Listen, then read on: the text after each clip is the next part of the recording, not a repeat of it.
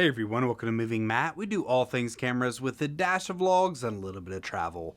And this is Camera Wars, the show where we give you the latest camera news and let you know just how the battle is heating up. First up, if you're expecting to get the Nikon Z9 in your little pre-ordered hands, think again. According to Nike, Nikon is currently producing 35,000 units a month, but Nikon Rumors reports that as many as 400,000 Z9s have been pre-ordered. Now, I'm no mathematician, but if my calculations are correct, 400,000 is much more than 35,000.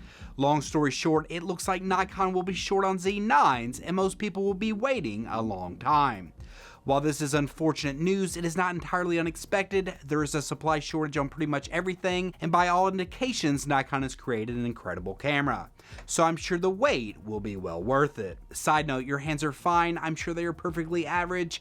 The Z9 is just a big black camera that can make anyone's hands look small. Next up, the DJI Mavic 3 and the Mavic 3 Cine have been officially announced and are getting high praise, with many reviewers saying it soars above the competition.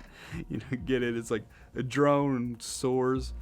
No, never mind. One of the biggest selling points of these drones is the new dual camera system, now coming with a main wide-angle camera and a telephoto camera. The wide-angle has an f2.8 to 11 lens with a 20 megapixel micro four thirds CMOS Hasselblad sensor, capable of shooting 5.1K at up to 50 frames per second and 4K at up to 120 frames per second. On the photography side, well, it has a 20 megapixel image that can shoot in JPEG or DNG RAW. With the larger sensor, you can expect to get better low light, and they are claiming up to 12.8 stops of native dynamic range.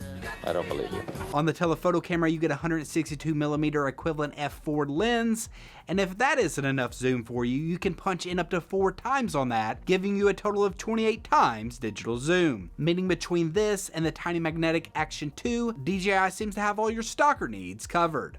Now, unfortunately, the telephoto camera only has a 12 megapixel 1-inch sensor that allows up to 4K 30, but on the plus side, another glaring drone problem they fixed is the battery life.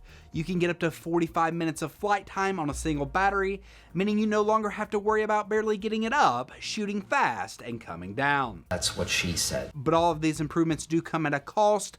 The Mavic 3 comes in at $2199, putting it $500 more than the Mavic 2 at launch. But if you'd like to spend even more money, you can with the Mavic 3 Cine, a Mavic 3 with firmware upgrades and 1TB of storage.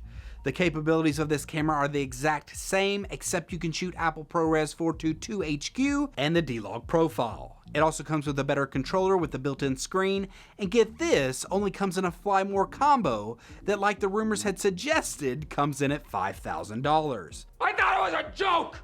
I even wrote it down in my diary! So yeah, that's way out of my price range, but the regular version does sound pretty enticing. If only I actually used the drone I already have. But what do you think about this drone? I mean, drones. Are you gonna get one? Drop in the comment section below and let me know.